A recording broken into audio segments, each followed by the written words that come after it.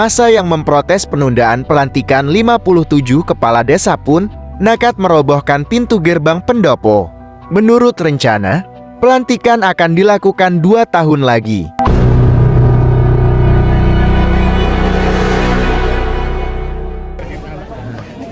Masa tadi ada yang merobohkan gerbang pendopo, sehingga kami melakukan upaya tegas dan terukur.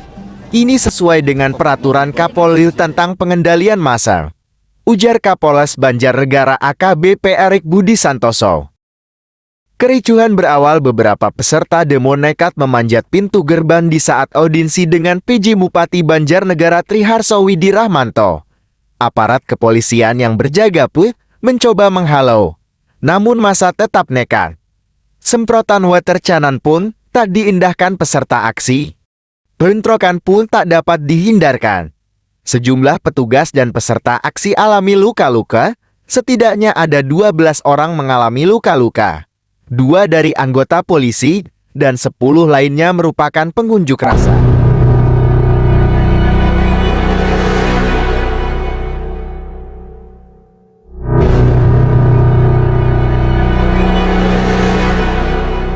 Namun akibat aksi tersebut, pos Satpol PP dan beberapa fasilitas umum di kompleks alun-alun rusak.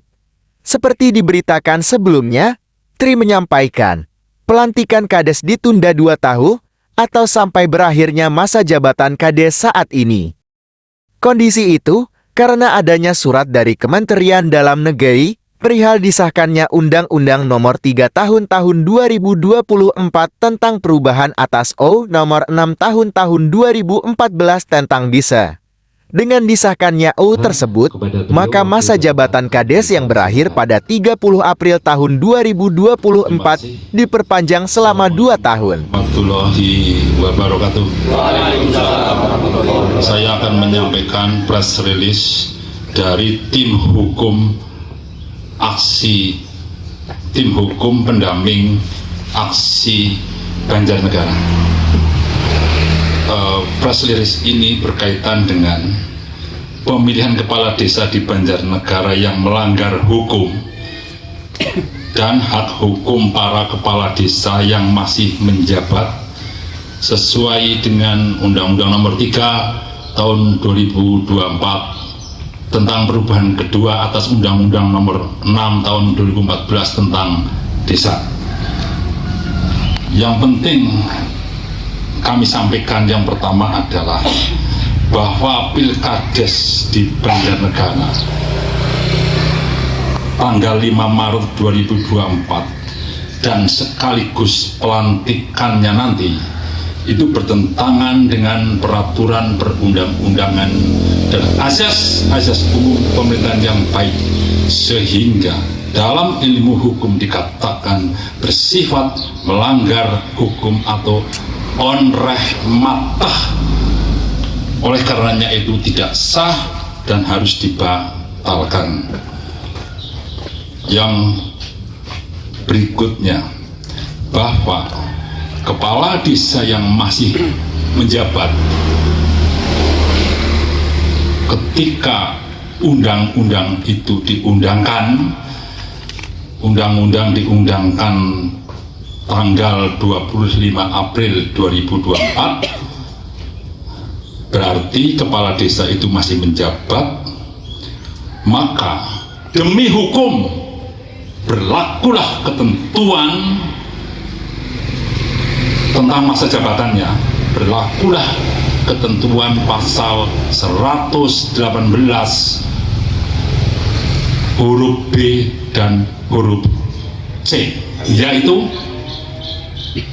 terhadap kepala desa yang masih menjabat masa menyelesaikan sisa masa jabatannya sesuai dengan undang-undang yang baru, yaitu ditambah 2 tahun lagi, sehingga masa jabatannya itu sampai dengan tanggal 30 April 2026.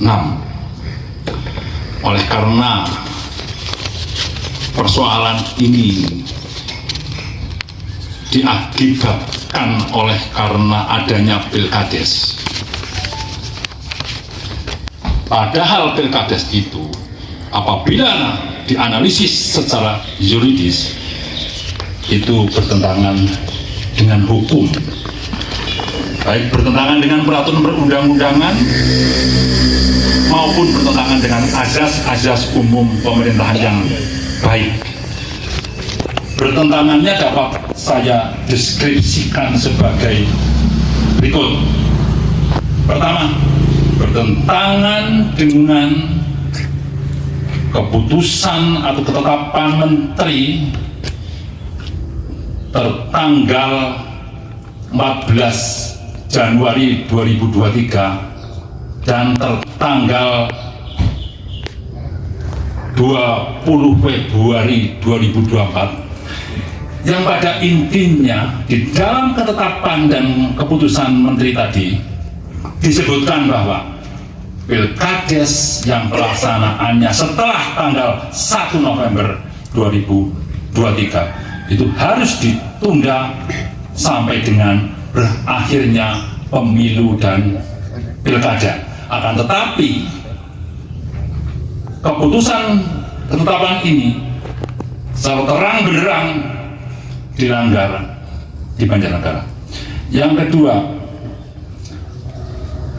Pilkades itu juga tidak sesuai dengan hasil dari rapat koordinasi Forkopimda tertanggal 24 Februari 2024, di mana dalam rapat koordinasi itu dapat disimpulkan bahwa pilkada dapat dilanjutkan, Pilkades dapat dilanjutkan apabila ada rekomendasi dari Menteri Dalam Negeri yang isinya mengizinkan atau menyetujui dilanjutannya Pilkades. Akan tetapi sampai hari ini tidak pernah ada rekomendasi atau surat resmi tertulis yang menyetujui adanya Pilkades tersebut. Akan tetapi Pilkades itu tetap dilaksanakan. Yang berikutnya, yang ketiga, sebetulnya Pilkades itu telah ditunda. PJ telah mengeluarkan keputusan menunda. Akan tetapi 3 hari kemudian penundaan itu dicabut. Dicabutnya penundaan itu tanpa suatu alasan hukum yang kokoh, karena belum ada rekomendasi dari Kementerian Dalam Negeri yang menyetujui atau mengizinkan tetap diadakannya Pilkades. Yang berikutnya, pelanggaran dari Pilkades tersebut adalah yang paling fatal. Hasil Pilkades apabila kemudian itu akan dilakukan pelantikannya, maka pelantikannya sudah pasti bertentangan dengan ketentuan pasal 118 huruf B dan C Undang-Undang Nomor 3 tahun 2024, karena di dalam pasal tersebut disebutkan bahwa kepala desa yang masih menjabat ditentukan untuk menyelesaikan masa jabatannya sesuai dengan ketentuan undang-undang yang baru, yaitu dari 6 tahun menjadi 8 tahun. Oleh karenanya itu, menurut undang-undang baru, Pilkades itu menyelesaikannya di tanggal 30 April 2020. Nah, berdasarkan hal yang sudah saya sampaikan di atas, maka dapat disimpulkan yang pertama, Pilkades di Kabupaten Banjarnegara bertentangan dengan keputusan atau ketetapan Menteri Dalam Negeri Republik Indonesia dan bertentangan dengan asas-asas umum pemerintahan yang baik. Kesimpulan yang kedua, bahwa Pilkades yang bahwa pelantikan Pilkades yang akan dilaksanakan tanggal 30 April itu bertentangan dengan surat keputusan Menteri Dalam Negeri Republik Indonesia dan bertentangan dengan peraturan perundang-undangan, yakni Undang-Undang tentang Desa yang baru, serta juga bertentangan dengan asas-asas umum pemerintahan yang baik.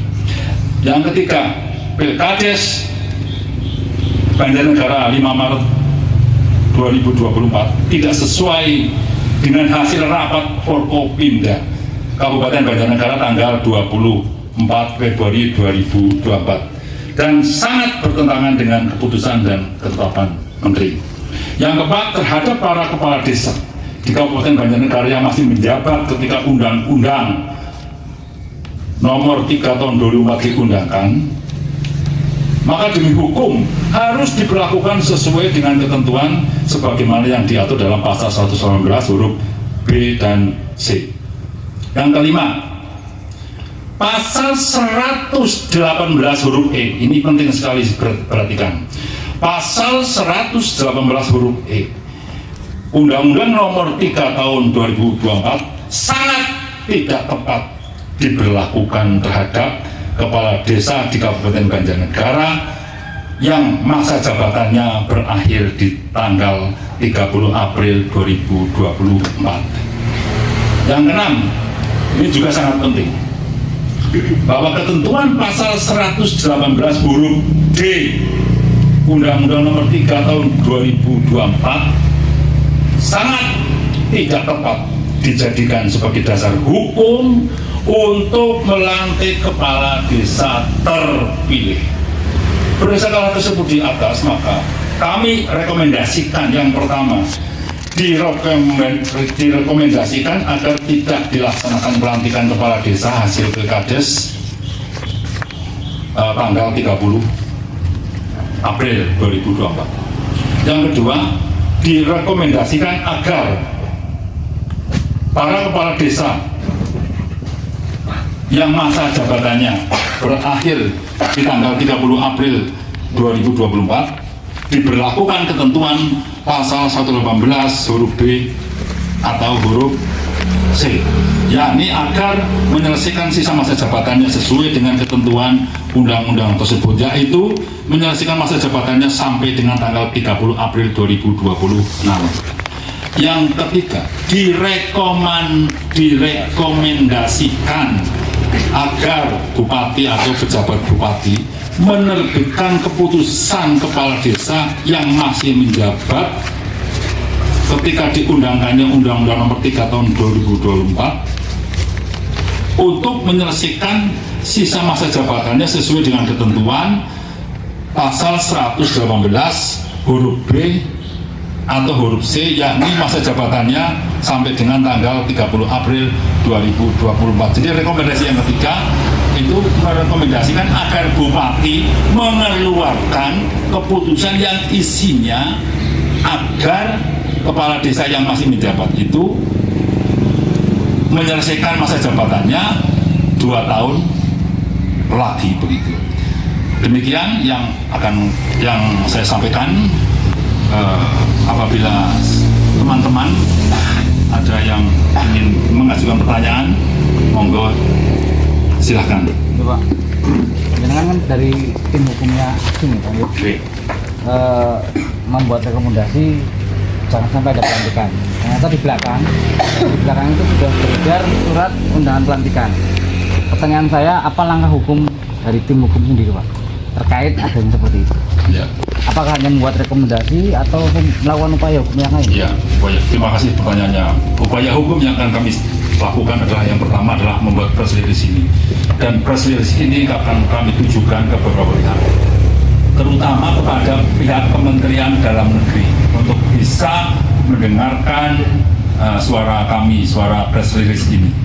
Menyurati Kemendagri berarti nggih? Baik menyurati maupun kita